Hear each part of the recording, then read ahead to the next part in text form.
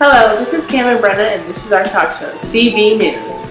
I'm Brenna. And I'm Cam, and welcome. Today we're talking about concussions, and a common myth that surrounds them. Doctor, I think I have a concussion. Don't worry, it's all in your head. Anyways, many people believe that you can't fall asleep after you got a concussion.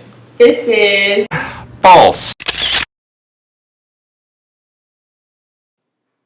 This myth could actually put one in danger of a concussion not healing. But before we talk about this myth and why it's so wrong, let's break down what a concussion actually is. According to LiveScience.com, a concussion is considered a functional injury. This means it doesn't cause any physical damage.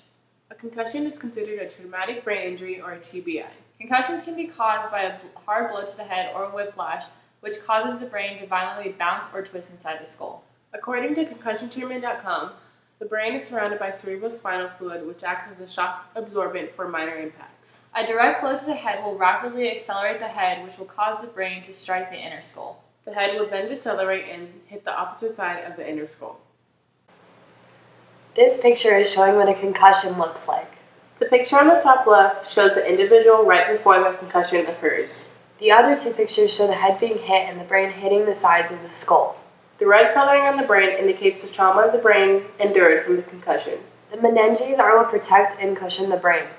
The meninges consist of 3 separate layers.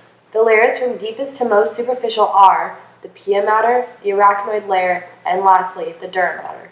The pia mater is directly superficial to the gray matter of the brain, also known as cell bodies. Deep to the gray matter is the white matter, or axons of the brain. The meninges work to protect all of this so that the brain can function correctly.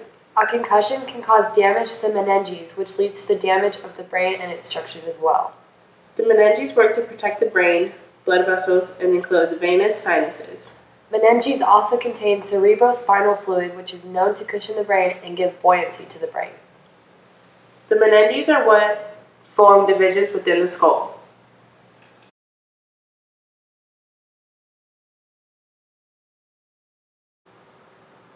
As said before, during a concussion, the meninges are often damaged, which can lead to the damaging of structures deep to the meninges, specifically the gray matter of the brain.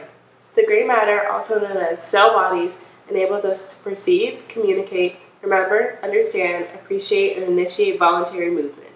The gray matter also enables conscious behavior.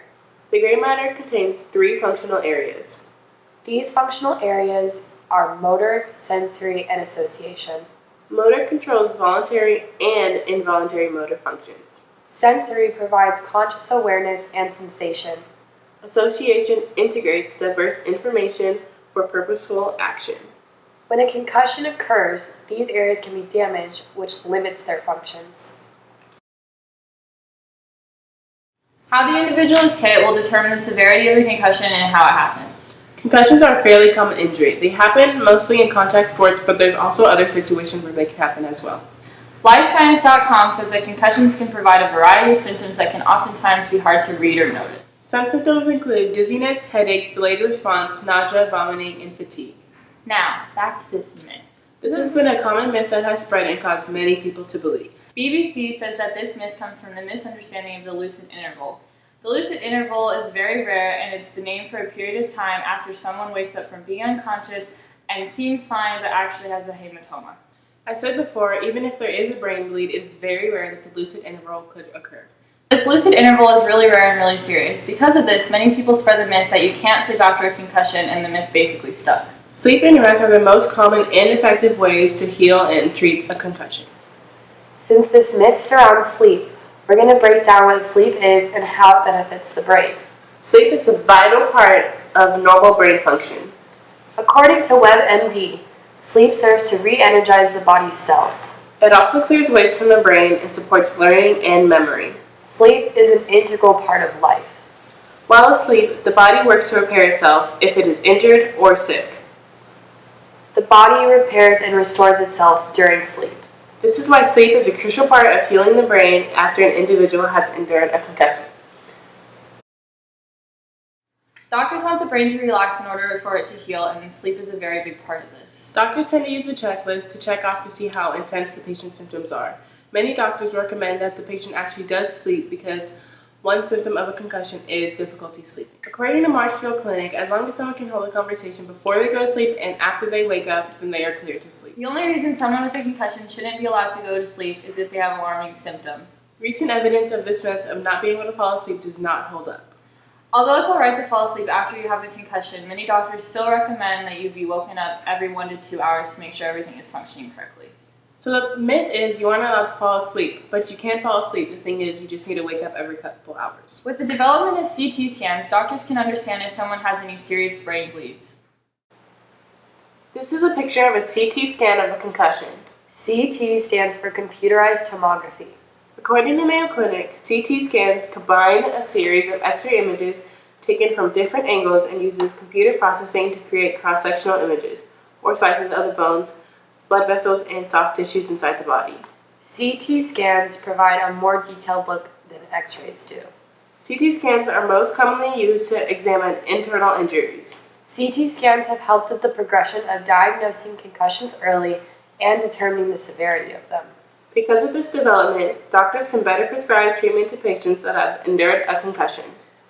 As said before, analyzing the brain scan of someone with a concussion helps the doctor understand if the patient has any life-threatening brain bleeds that would prevent them from being able to sleep.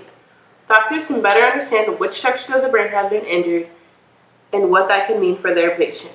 Without CT scans, it would be much harder for doctors to fully understand what's wrong with their patient and the severity of the concussion.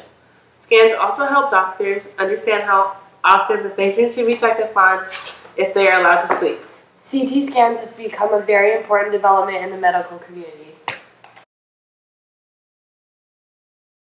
So yeah, you can fall asleep after you get a concussion as long as you can hold a conversation after you got the concussion and before you go to sleep. Thanks for tuning in. We'll be back next week. Psych 2017, we out!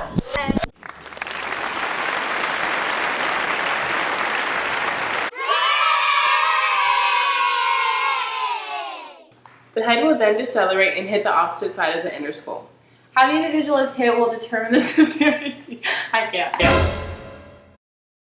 Previously, the only way to know this was to keep the patient awake and observe their alertness. So yeah, you can fall asleep after you can get a concussion. After you can get a concussion? I know.